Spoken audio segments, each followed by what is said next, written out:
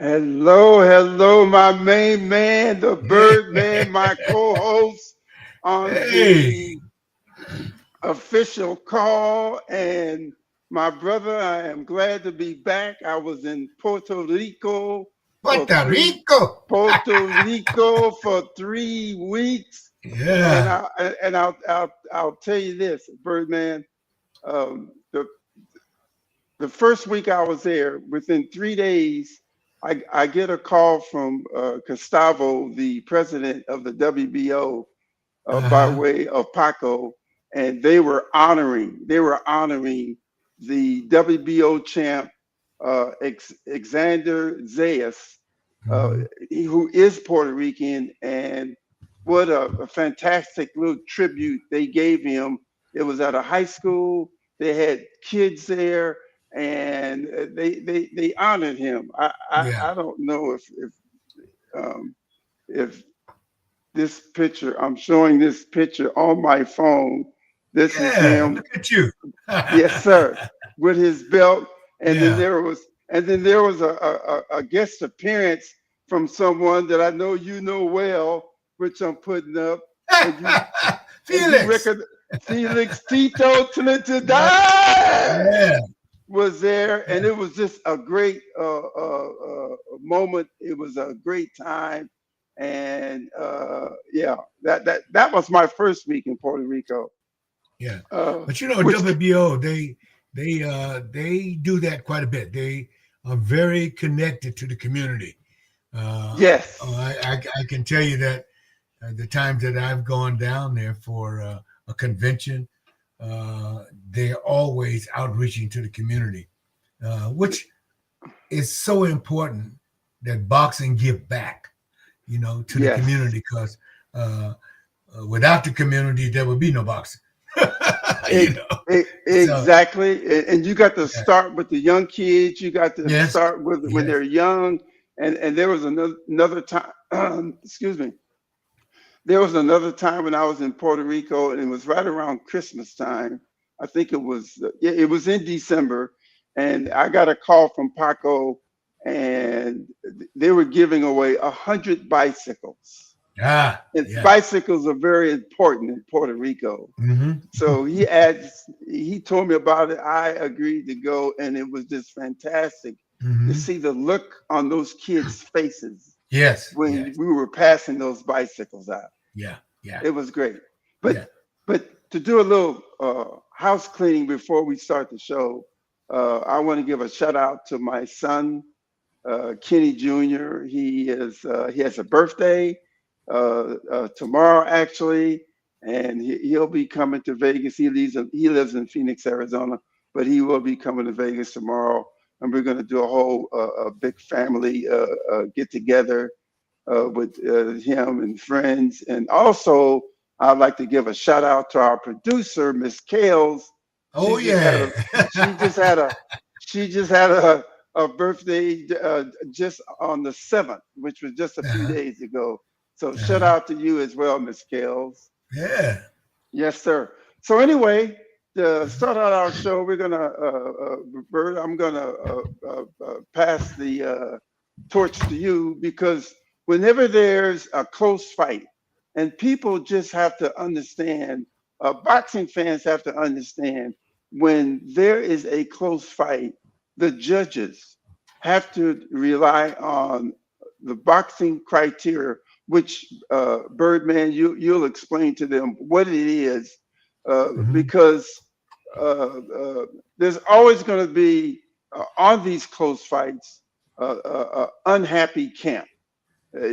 There's just Yes. no way around it. So go ahead and give them the criteria, and then after the criteria, we'll get into the close call fight.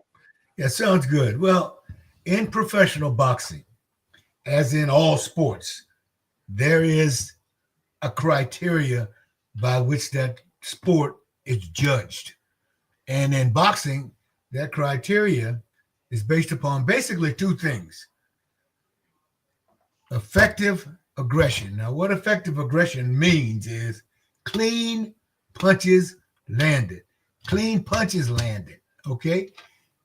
You can be very aggressive, but if those punches are not landing in the proper scoring zone, and in boxing, professional boxing, the scoring zone, the proper scoring zone, if you split the body right down the middle, okay, coming down the legs, down the shoulders, all the way down, across the waist, anything in the front, those are where the proper punches have to land.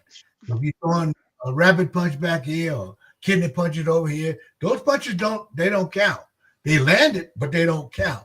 So the punches have to land in the proper scoring zone. Now, next question is, what punches? We're talking about clean punches landed. Clean punches landed. So then the question becomes, well, that guy, he out jabbed him. But let's look at this situation. Let's say you're a boxer and you go out there and you score 5 jabs. Bing, bing, bing, bing, bing. And your opponent comes back and lands a hard right. Boom. Okay. Guess who's going to get credit for that particular segment? The person who landed that hard, clean shot coming back. So it's not only it's effective aggression, meaning that you're landing clean punches in the proper scoring zone. Okay, you're doing damage, bottom line. You're doing damage. Which punch is doing the most damage? And the next criteria that the judges look at is something called ring generalship. Okay, and what that really comes down to is who is making the fight? Who is controlling the fight? How are they doing that? And a classic example of that was the past Crawford-Canelo fight. Because what Crawford was doing was keeping Canelo off balance, okay? He was utilizing his footwork to get himself into scoring position so he could throw his punches while at the same time evading Canelo's punches, thereby making Canelo ineffective. Canelo was still aggressive, but he was ineffective because he wasn't landing clean punches, okay? So that's the difference in it. You got to have clean, hard punches landed in the proper scoring zone. Now, given that background, we can move forward. Yeah, very, very, very well said. And that brings us to a fight that took place a week or so ago between Nathaniel Collins, and his fight record is 17-0-1 with Mhm. 8 KOs, and he fought Cristobal Lorenta. Mhm. And his flight record is 20-0-3, and he's got 8 KOs. And it was a very close fight from the rounds that I witnessed and watched. Uh, Neither fighter had to find each other because when the bell rung, they walked out to the center of the ring and commenced to start doing their work, showing their skills. And the first 3 rounds, Bird, I thought that it could have went uh, either way in the scoring. We don't have the luxury of having the scorecards with us present now, so we can talk about each round by round. Mhm. But for the rounds that I saw, it wasn't until the 6th round that they started opening up and they started throwing some shots. And even in that round, one could say, it was pretty close. But for my overall perspective, from what I saw up to that round and the end of that round, I could have given the fight to Collins. And Mhm. when I say Collins, I'm saying close Mhm. Collins. Okay. Um, um, um, we've been to referee seminars. I started out as a referee in the amateurs, and when you were in California, you did both Mhm. because in California they allowed you to do both. Right. And just to let the fans know, uh, uh, years back, referees used to score the fight as well as referee the fight, Mm-hmm. and Yep. that's just the way it was done back then. And I don't know what year it was, Birdman, but they took the scoring from the referee so that he can concentrate more on that job, or Mm-hmm. they took the judging from the referee Right. Yeah. so that he could focus more on refereeing the fight, and they added a third judge Mm-hmm. so that they would have a three-panel judging system as far as how the scoring would turn out. And Kenny, I think a part of that derived from the fact that in the UK, the referee was in some fights was the sole judge. And I do believe that it may still be that way in the UK. Right, But what they said was, the referee has enough to deal with and shouldn't be involved with scoring the fight. And so they implemented this primarily for championship fights. They right. wanted to take that away from just one person being the sole arbiter for those fights, and that's how they moved to the three judges. Yeah, Mm-hmm. yeah. And the other thing when it comes to scoring for me, again, for the fight fans, the rounds used to be 15 rounds, Mm-hmm. and then it got dropped down to 12 rounds. And the reason why is because they felt that fighters were taking the most punishment between rounds 13 to 15 Mm-hmm. because they were fatiguing and taking punches. So they dropped it down to 12. And uh, the 15 rounds for me, the good thing with the 15 rounds was that you didn't have many draws, because if one fighter got 8 rounds and the other fighter got 7 rounds, uh, uh, then the person obviously that won the most rounds would be the person that would win the fight. But when they dropped it down from 15 to 12, well, 12 is an even number. Mm-hmm. So if one fighter wins 6 rounds and the other fighter wins the other 6 rounds, you're going to get a draw. Okay. Right. And And and and and in this fight, the scoring was 115, 113 for Collins, 115, 113 for Lorenta, mm-hmm. and then the other judge had it 114, 114. Okay. So there you go. You got a draw, and that Yeah. was the outcome. Well, okay, I thought that the fight was very competitive, and for Yes. me, Collins was being the effective aggressor pretty much throughout the fight. He was landing the Yeah. cleaner punches, the harder punches, and also very good counter punching. Yeah. Uh, the fifth round, I saw a change, much like you in the middle round. Lorenta, I think it was Lorenta's best round, but Collins was doing everything as a southpaw fighter that you should do. He was moving to his right, which a southpaw Yeah. should do, moving Yeah. away from the right hand of his opponent. So, again, excellent ring generalship. All right. Yeah.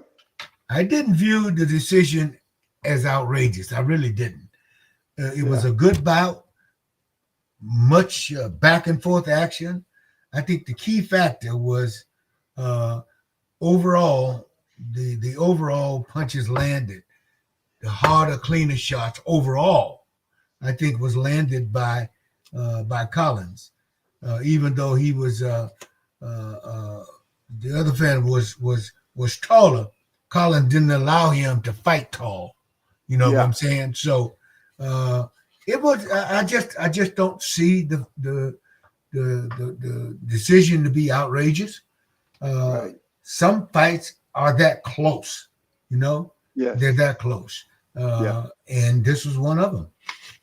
And during the course of the fight, especially for the rounds that I was able to see, you saw no one fighter get staggered. right? No fighter got knocked down. Mhm.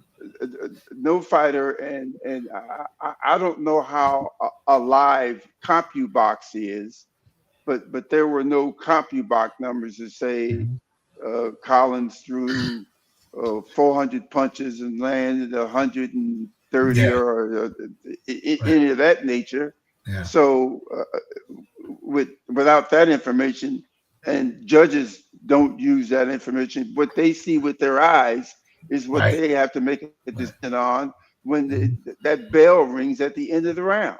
Yeah. And Okay. the thing about it, Kenny, is yeah, there's a lot of tools out there. But the one thing I've always said about CompuBox, when people come up with CompuBox, oh man, he landed 15 punches, Another guy only landed two. I said, yes, that's true. But the two that he landed staggered him. Or I will say, yes, he landed 15 punches, but the one punch he landed over here knocked the guy down. Now, who you going to give the credit to? So CompuBox Right. has a place, okay, but Yeah. the truest, the truest Yes. determinant of the bout are the three judges who sit ringside and look at that fight, and they're looking at the fight from three different advantages. So, Yes. what one judge might see as a landed punch, the judge opposite to them might see that punch didn't land. And so Yes. while this one would give credit, the other one wouldn't give credit. And so you have those factors involved too, because judges are Right. at three different locations. They see three different things. Okay. And Yes. so, like I said, I just, when you have going this way and one right in the middle, I can't find that being an outrageous decision. I just don't. Yeah. Yeah. Callers. You can call in at 10:45 and share your thoughts. You can look at the description below, and I'll give you the information to call in. Um, there's going to always be close fights like the Collins fight, when two fighters choose have the same style as both Mm-hmm. those fighters did, where they're coming forward, they're throwing punches. Yeah. Uh, it, one can call it controversy or not, but those judges, when they when that bell rings, they have to put down what their score is and give it to the ref, or whichever way they choose to pick those scorecards up and take it Mm-hmm. over to the executive director, where it is tallied and logged in, Yeah. and they don't get it back. Right. Their concentration is right there and Yeah. them 3 minutes and at that moment. And I've Yeah. said to fight fans, if a fight takes place in the arena, or something out of the ordinary, the judges, their focus is still in that ring. Yeah. Yes. They Yeah. don't get the opportunity to look around. They don't get an opportunity to call timeout. They don't get an opportunity to do any of that, Yeah. because when that bell rings, they have to give their score. Okay. Now, Kenny, I want to be fair because I know there's some folks out there that go follow this line of thinking, and they're not wrong because everything in this sport, the one thing we can't take away from the sport is that we're all human. Okay. Right. And so, yes, there does exist sometimes personal biases. You have a judge who leans toward a guy that's a boxer. You have another judge that leans toward a fighter that's a brawler. And those kinds of things sometimes do sneak into their judgment of the fight. And I'm just trying to be fair about it. Okay. That shouldn't happen. And when you talk about judges at the elite level, Rarely does that happen, but yes, it does happen. But for the most part, judging in boxing is pretty good. It's pretty good, especially at the championship level. Yes, and not only that, you brought up a good point. I don't know how many fight fans remember back when Roy Jones Jr. fought in the Olympics and 1988. 1988. Mm-hmm. I believe 1988 Olympics was in Seoul, Korea, Mm-hmm. and Roy Jones Jr. in the championship fight, the finals, uh, beat this. Uh, I believe he was from Korea. I believe the fighter was. Mm-hmm. I know he was Asian. Beat Mm-hmm. him handedly in the finals uh, and lost the fight. Yeah. And I don't know if you know Bird, but that Korean fighter just recently met up with Roy Jones Jr. and gave him the gold medal because he Huh. said he won and should have deserved it. And after Right. all these years, Mm-hmm. that Korean fighter was, honestly gave the gold medal to Roy Jones Jr. Yeah. So was the judges back then tainted in a way? Well, yes, they were, because you don't know, uh, uh, like you mentioned, if it's a boxer. Some judges like boxers as opposed to some like brawlers. You don't know what's going through their head at the time that the fight is taking place. Yeah. Yeah. Uh, uh, uh, just like it could be what state, like example, I never, uh, uh, oh, shucks, if I can remember the fight from Oakland, California. Uh-huh. He's from the Bay Area, um, and I'm from the Bay Area, and I never did one of his fights. Andre And Ward. Andre Ward, Yeah. thank you, Andre Mhm. Ward, Yeah. and the commission's reasoning could be because that's my hometown, as well as Andre's hometown.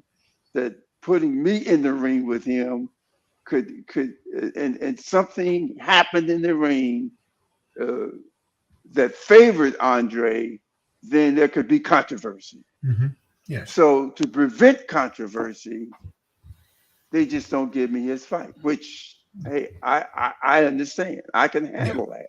I can handle Yeah. that. Yeah. Yeah. Well, the bottom line is it still comes back to this. Judging is done with a set group of criteria. Yes. The way a professional boxing bout is judged is that the winner, and it's a 10-point must system. Yes. Professional boxing is judged by a 10-point must system. Now, what that means is that one fighter must, let me repeat that, must, M-U-S-T, must get 10 points. Okay? Yes. The loser of that round gets 9 or less. Yes. Now, those 10 points in the must system, the 10 points has to be in the gross score.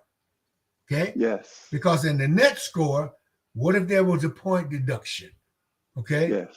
Or what if in some rare instances, the fighter who did win the round got knocked down, okay, and Yes. came back and won the rest of the round, okay? Yes. So the bottom line is basically most rounds are going to be judged 10 for the winner, 9 for the loser, Yeah. 9 or less for the loser, okay? Yes. If there's a knockdown in that round, okay, Yes.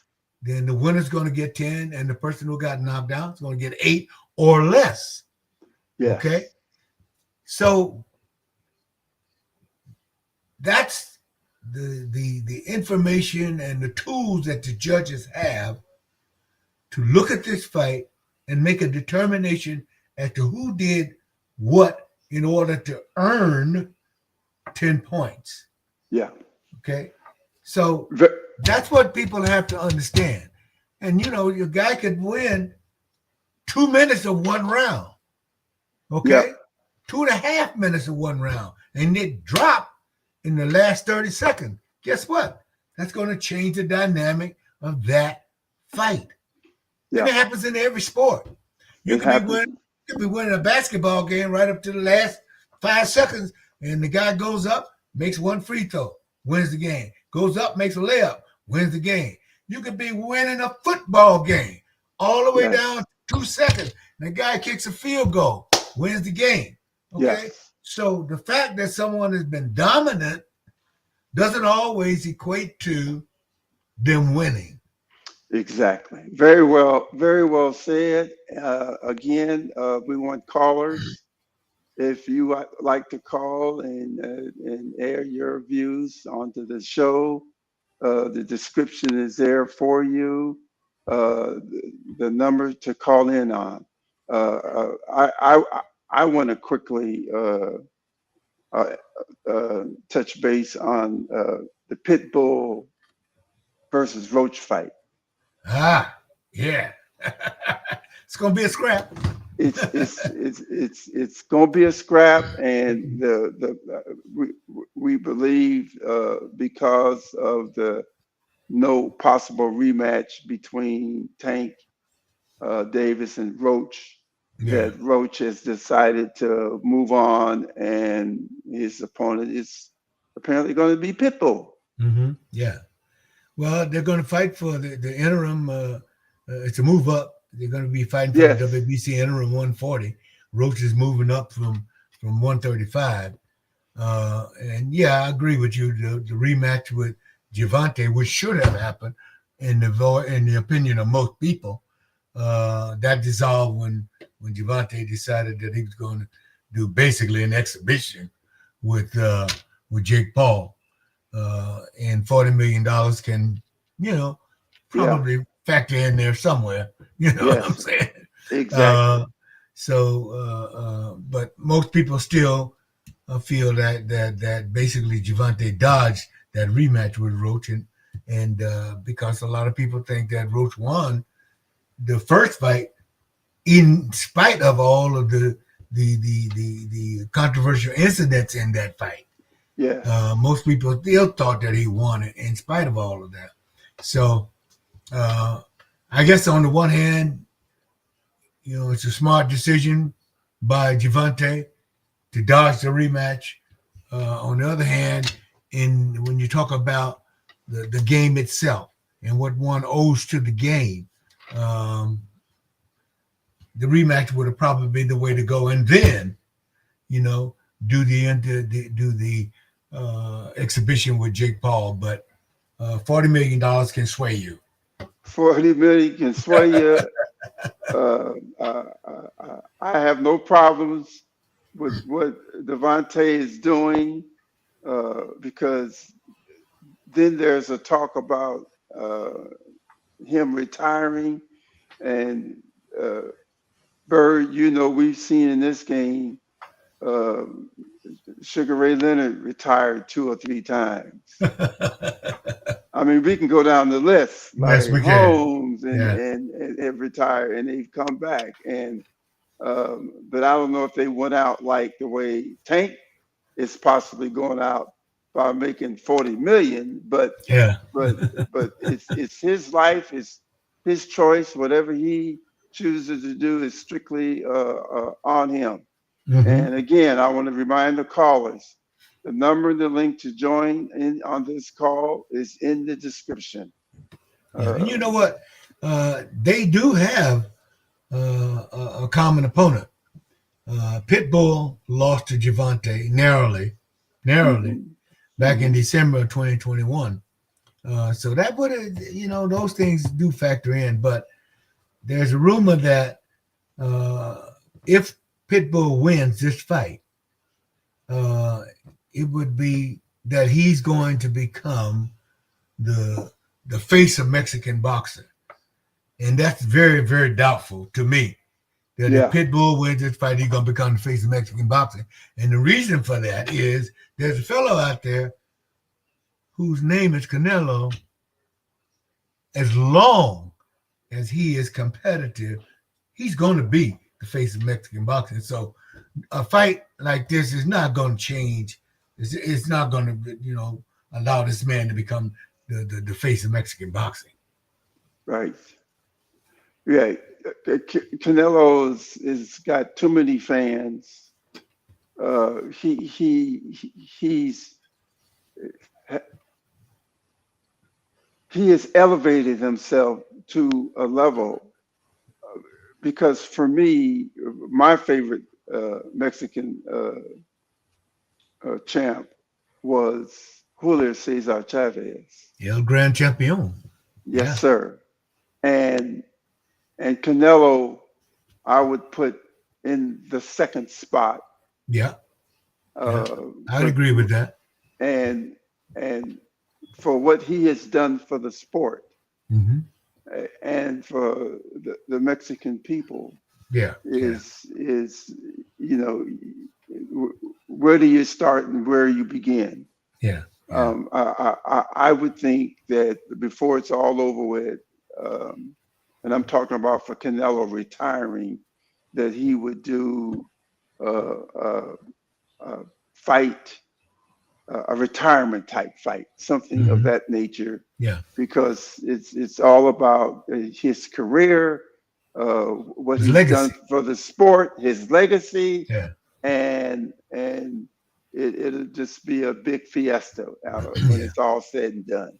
Yeah. Well, there's an argument out there in this fight between, Roach and Pitbull that when Javante fought him, Pitbull, that Javante was just stronger and more polished and powerful Mhm.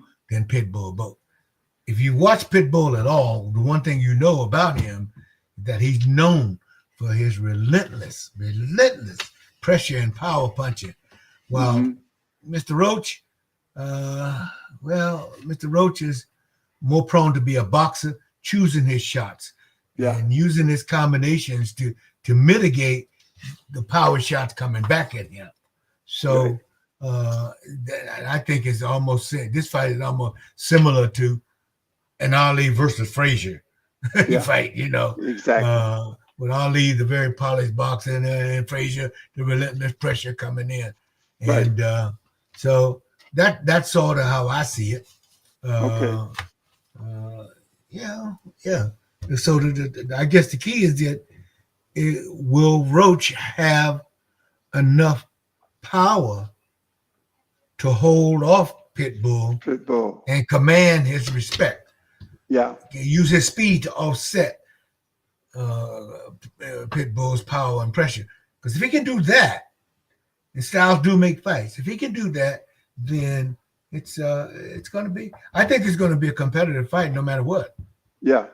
I think it's going to be competitive. I think the fans will enjoy the matchup and what that fight is can bring.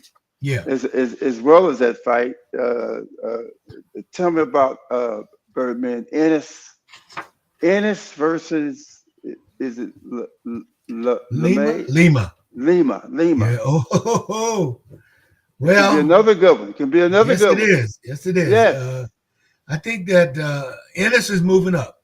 He had long campaigned to be undisputed at 147 pounds, and that just was not going to happen because he was having so much difficulty maintaining 147 pounds. So he decided to let it go and move up to 154. And the question is, can he be as strong and effective? Yeah, I think so. Yeah. Yes, you can. You can move up and you can be strong and you can be effective. That's been proven by God knows how many fighters out there. Yeah. Okay. I, as many other people, liken Boots to being a mirror image of another guy out there that's very good by the name Crawford. Yes, sir. Tactical. He's very tactical, excellent speed and power, and a solid finisher. So it's going to be, a lot of people want to see that match. They want to Yeah, see Boots and Crawford, you know. But truthfully, economically, that fight just doesn't equate. It yeah, just doesn't make sense, yeah, especially in light of the success of Crawford in the Canelo fight. yeah, So, but that's what has got people excited, that this guy really reminds you a mirror image of Crawford, which is yeah, not a bad image. It's not a yeah, bad image to possess. yeah. Well, callers, you can call in now. The number and the link to join us is in the description.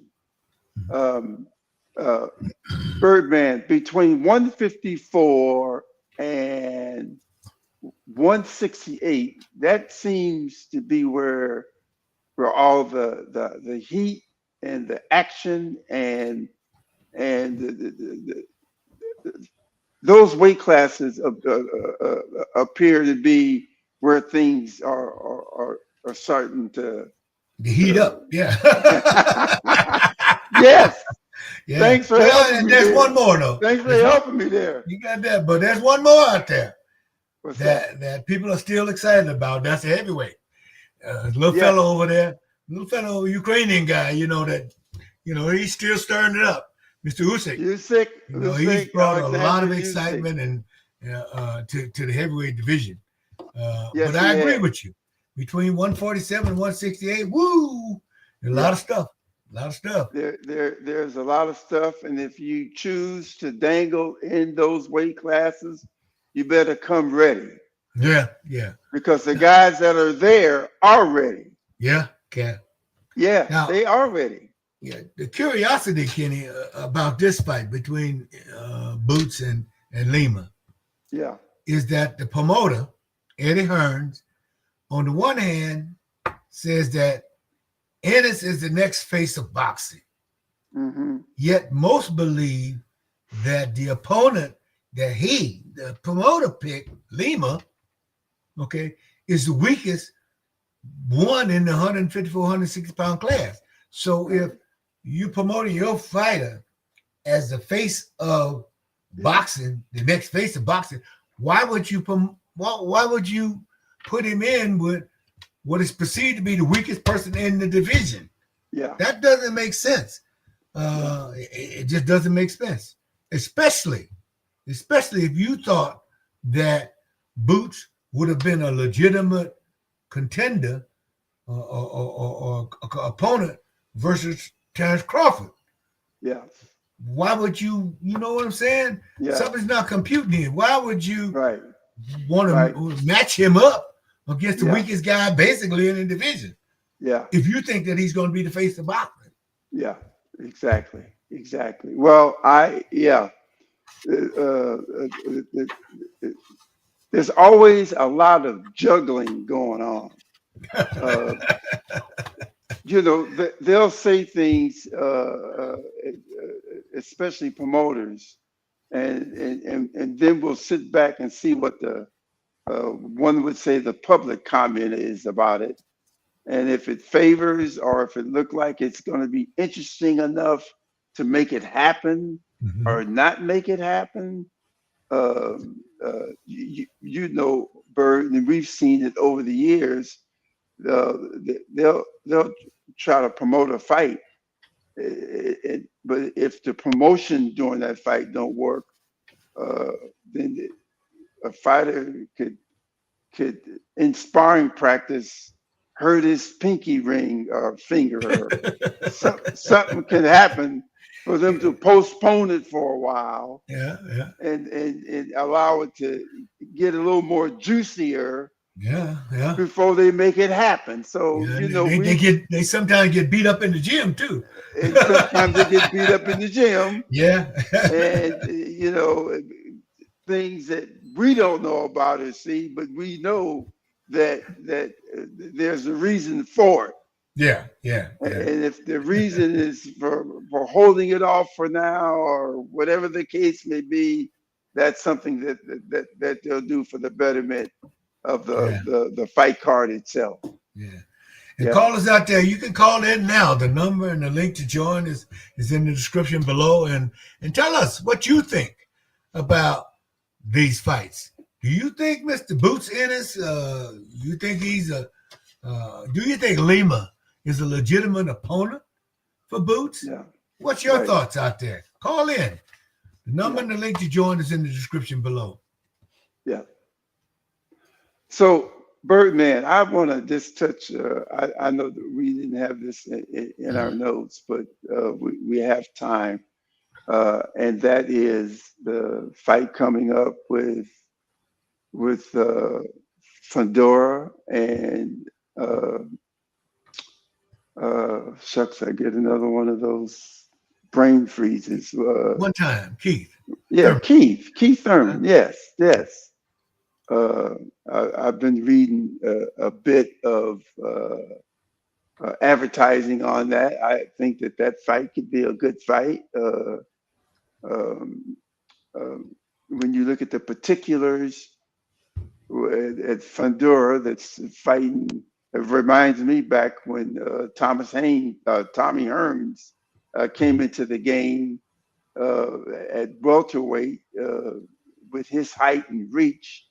He Mhm. was knocking guys out, uh, uh, and we got Fundora that's 6'5", and he doesn't have that same knockout punch that Tommy Hearns had, Mhm.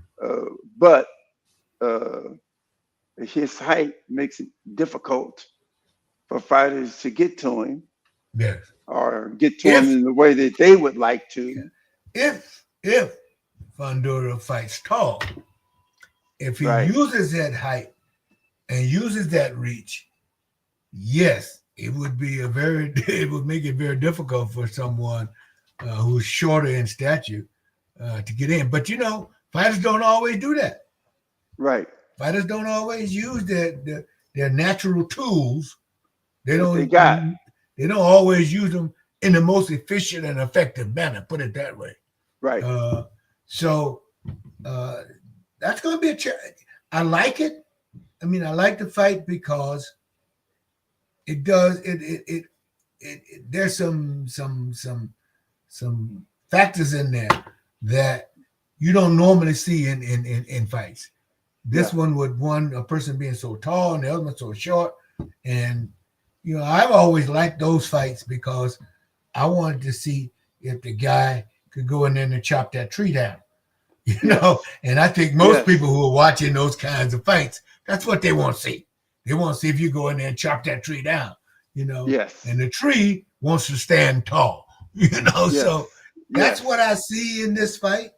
Uh, and I think that makes for an interesting fight for the public. Yeah.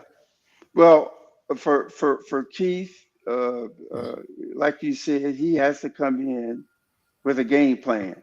Mm-hmm. And I'm not going to say Fundura doesn't have to have a game plan because we know that reach and that jab should Yeah. be his most effective punch.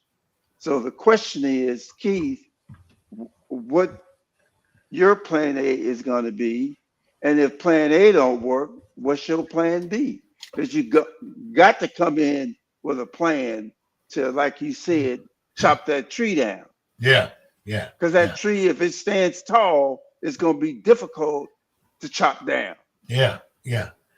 But I love that though. I love that about this match. And I know there's a lot of people out there that they love it too. They want they want to see they want to see that tree chopped down. That's what Yeah. they want to see. That's the Yes. interest in this fight. Yes. The intrigue in this fight, I should say. Yeah. And I'm excited about it myself. Yeah. Yeah. Yeah. I'm pretty excited about it. The one thing that I know in regards to Keith, um, um, in baseball, the home run is the most exciting thing that one could say in baseball. And when we can convert that into boxing, the knockdown or the knockout Knockout. Yeah. is the most exciting thing. Yeah. But when I look at a fighter, and I often call them warriors, Hmm. because if you get knocked down, you really got to now step your game up. Hmm. And when I refereed the Manny Pacquiao and Keith Thurman, in the first round, Manny Pacquiao knocked Keith Thurman down. And Keith Thurman got up, shook it off, and it was a hell of a fight. Uh, I, I can honestly say that I could put Keith Thurman in the warrior class Hmm. because he came back from the knockdown. He fought courageously. The fight ended up being a split decision, which was not in favor for Keith. Manny won on Hmm. a split decision. But for me, it was just uh, when fighters can, like, and I've mentioned Larry Holmes in the past. Hmm. Larry Holmes, in his career, got knocked down by Mike Weaver. He got knocked down by Ronaldo Snipes. He got knocked down by Ernie Shavers. I believe there might have been one more knockdowns that he took Hmm. and got up. Ernie Shavers was probably the toughest knockdown that he took. Yeah, and he said I, that. He said that. yes, because I was at that fight, and he Yeah. got up and ended up 2, 3 rounds later stopping Ernie Shavers. So he had Hmm. to deal with adversity, and he dealt with it well. So Yeah. I say for Keith, he dealt with adversity. When you Yeah. get knocked down, you got to not only get up from the knockdown, because we describe knockdowns as second concussion syndrome.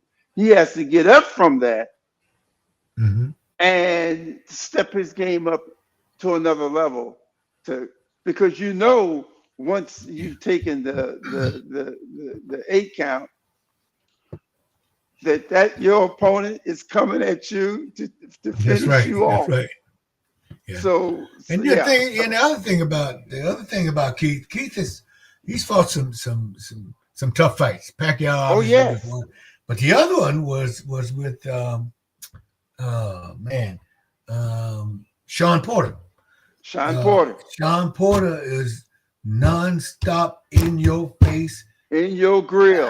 I'm telling you, Yes, sir. and let me tell you, you make it through. You make it through fight with Sean Porter. You've been in a scrap That's right. because he's a lot like Pitbull. He's Yes. relentless, with pressure, Yes. power, and Yes. So I'm saying, as a boxer, you have to adjust to the style that you're going to have to deal with, Yes. and Yes. that's certainly going to be true in this fight because Yeah. he hasn't ever fought, rarely has anybody fought in this weight class, someone as tall as the Towering Inferno. Uh, what I, Fundura. yeah, Pandora. Yeah. Uh, so that's a unique challenge Yes, it for is. any fighter that's less than 6 foot. Exactly. And Fundura, with his height, I mean, and I don't know what his weight situation is like before fights or after fights, but when he chooses to start moving up in weight, he's got a lot of room to do Yes, so. yeah. With that Yeah. frame, he can go all the way, probably light heavy. He Yeah. could probably go all the way up to light heavy And with still his be frame. comfortable with Yeah, his and be frame. comfortable. Yeah, yeah, Yeah. yeah. But he Yeah. seemed to enjoy where he's at, you know. Yeah. And why not? He's been very successful He's been at that successful. weight. Yep. Uh, he's got an advantage at that weight that he's going to enjoy against anybody in that weight class because he's going to be Yeah. bigger than all of them. Right. So yeah. Exactly. So Yeah. call us out there. You can call in now. The number and the link to join is in the description.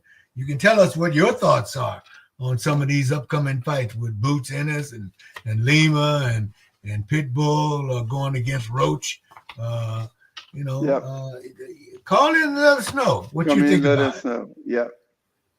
Yep. Well, Yeah. I can't, or I don't think of anything else that is least out there in the horizon that's going to happen. You mentioned Usyk earlier, Mm-hmm. and when Usyk uh, first went heavyweight, I questioned how long he would last. I certainly didn't think that he would unite all the titles, all the Yeah. belts. Yeah. I certainly didn't think that because when fighters move up in weight, especially heavyweight, either they don't last long or they move back down. Yeah. And we know Roy Jones Jr. went up and fought heavyweight just one time, went back down. Michael Spinks uh, fought Larry Holmes twice. Mm-hmm.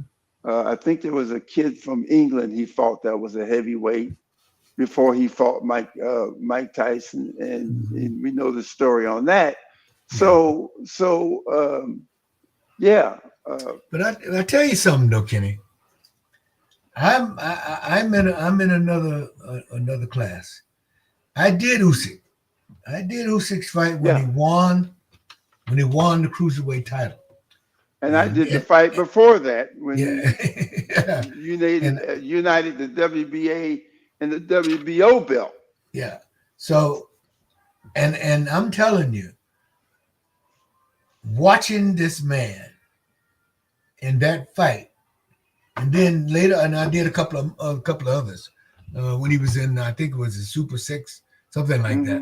Hmm. Hmm. It's a big tournament, and we won in that fight. You And wanted the that guy one, that he yes. fought, uh, Cook, or Coke, anyway, he was a very tough guy, you know. Yeah, And I said to myself, you know what? This man, this man is unique. yeah, He is unique because yeah. technically he's sound. Yes, he is. And if you look at his fights, that technical ability is what allows him to win and win convincingly. That's the Yes, difference, you know. yes, Just in this rematch he had with Dubois, okay? Dubois came, you know, the low blow and all that in the first fight. yes. And like I always say, you don't poke the bear. You know, you poke the bear, you Yeah, might not work out. And in the second fight, because he did that, I think there was a little bit more incentive on Usyk's part yeah, to uh, say, the first one was not a fluke, you yeah, know, and he was very clear about that. But I'm yeah, saying technically, he is very sound, and that has carried him through all of his fights with Joshua, with yeah. Fury, with Dubois, and he's not no little bitty guys, okay? No, And there was a talk. Matter of fact, Usyk was saying at one point that he wanted to move back to cruiserweight because he's a small heavyweight. yeah. But let me tell you something. As a small heavyweight, woo, he's a bad man. He's a bad man, and there's one fighter that I forgot about that when I was mentioning moving up uh, that did well, and that was Evander Holyfield. There you He go. moved up Yeah. and did extremely well. Yes. Yeah. You Yes. know, I mean, but his body was able to carry him as well. Mm-hmm. Yeah. His Yeah. body, Yeah. because yeah, I was overly impressed. But Evander Holyfield, just like has a hard, tough mindset. He's a warrior, Yeah. and every time he got in there, he was And getting there against somebody who was bigger than him. yeah. And he was like Usyk, a small heavyweight. Yes. But I'll tell you, the difference with Evander was, Evander trained for, I think, year and a half with Mr. Universe. Oh, yes. He trained for a year and a half with Mr. Universe. And that's, That, even though he was small, he was strong. He was a right. very, very Yes. strong, small heavyweight. Yes. And I think a lot of that was attributed to the training that he did with Mr. Yes. Universe, you know. Yeah. But and it speaks to the other beautiful part about this beautiful sport that we are in. You know, Yeah. if you have the heart and the will and the determination and the work ethic, Yes. you can be very successful in this game. You Yes. can be very successful in this game. And with Evander, that Mr. Universe working out, see, that was a very smart move on his part Mm-hmm. because it worked to his advantage. Yes. And you got to be smart in this business. Mm-hmm. You Yeah. got to be smart because you mentioned it many times. The guy across the ring is coming to take you out. No questions Yeah. asked. Yeah. That's his job, is Yeah. to take you out. So yeah, yeah,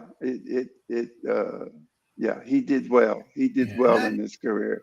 And I want to make another point about this wonderful game that we're a part of and have been a part of for a long time. You know,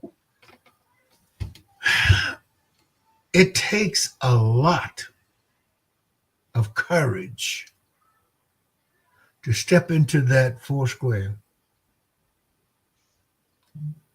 knowing full well that the person across from you, his sole purpose and goal Yeah, is to knock you unconscious. yes, Okay? And yet you go in there fully aware of that fact and you go in there and compete. And this is the only sport.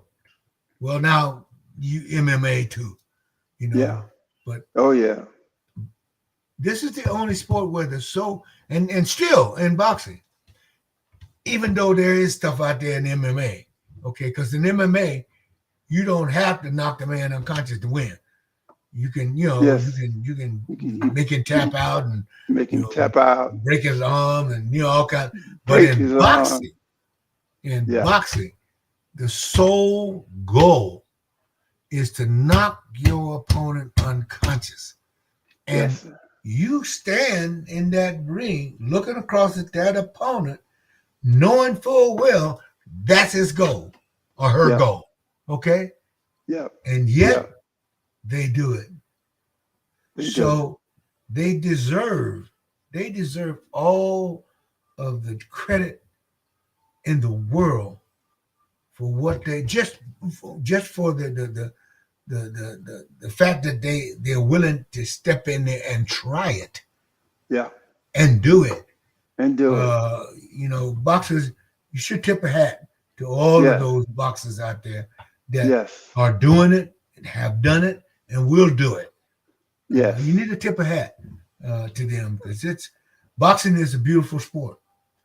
I yes. don't It care is. what. No, and there's been all kinds of comments out there, but boxing is now and will be a beautiful sport. Very, Now, very. go ahead. No, I was going to say very well said. Very well Yeah, said. Go yeah, ahead. Go yeah. ahead, Birdman. You're No, doing great, brother. no. I'm enjoying it. It's always wonderful talking and hanging out with you. But we got to thank all the folks out there for watching the official call live today. We go live every Monday, and we want you to tune in and hang out with us. Very well said again. And for me, I'm glad again to be back. Uh, uh, be back with you fans and with the official call. And the only thing I have left to say, and Bird, I want you to follow me when I say this. What I say, you must obey. Well, okay, let's do this.